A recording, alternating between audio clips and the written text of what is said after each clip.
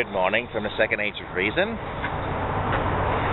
It's a beautiful morning, and I was just thinking about something I saw online the other day. That somebody remarked that isn't it funny that humans are the only species on the planet that has to pay rent, that has to have money to exist. What is this money? And why do we have to use it? And all the other animals and plants and bacteria and the unseen creatures that walk among us too, why do they not need money? So you have to kind of understand about the nature, I guess, that some things like to be dominant. They like to be the alpha dominant one who beats their chest and says, I am the boss. You will obey me, or else I will pound you with my fists, or else I'll get my club, or else I'll pull out my bow and arrow, or else I'll load my gun, or else, and it escalates ad infinitum. Those are what I call forms of violence. And such, maybe it was once upon a time. And then people discovered something called law in government.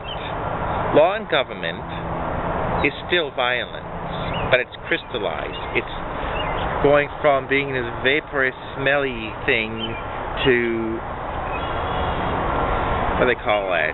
When a gaseous thing becomes solid, it's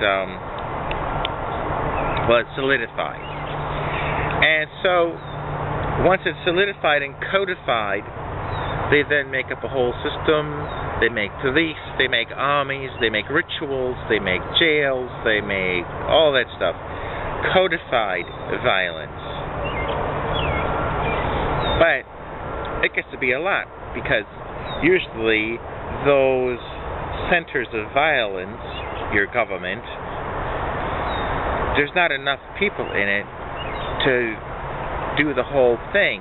So they come up with a means to spread their violence even further. It's called control. And control can be done by writing books with fear in them, or more profitably by inventing money. Because then if you are the government, or you are a money issuer, you make everybody partake of this liquid, fluid violence. You could then go up to somebody and say, I want you to do this. And the person would say, no. So, well, here's money. Now money then has this mysterious magical influence, and the person says, okay. So, we have money. I want to live in that building there. I want to live on this land here. No. I have money. Okay. Money is a sort of violence, I think. I want that food over there. You can't have it. I have money. Oh, go right ahead. See how that works?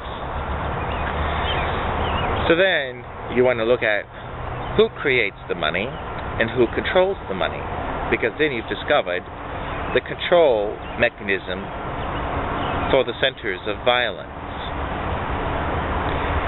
Many people think that the government makes all this money and circulates it. They kind of authorize it, but actually America's money is privatized. If you look on your dollar bill, it says Federal Reserve Note. The Federal Reserve is not the government. It's a bank consortium. It's a bank cartel. They print the money. They loan the money. They issue the money. Now that's not the source of wealth. Wealth is something else. Money just moves wealth around. Money augments the exchange of wealth. Some people talk about the distribution of wealth or redistribution of it. My friend, every transaction on the planet, every purchase, every sale, everything you do with money is a redistribution of wealth. And some people talk about some things as if that's a terrible thing. Capitalism is a redistribution of wealth, just as socialism or communism or anarchism or whatever. It's just as through different social structures. But in its end form, it all boils down to what I think is violence. Now, there's a new one out there that some people have proposed, that the mind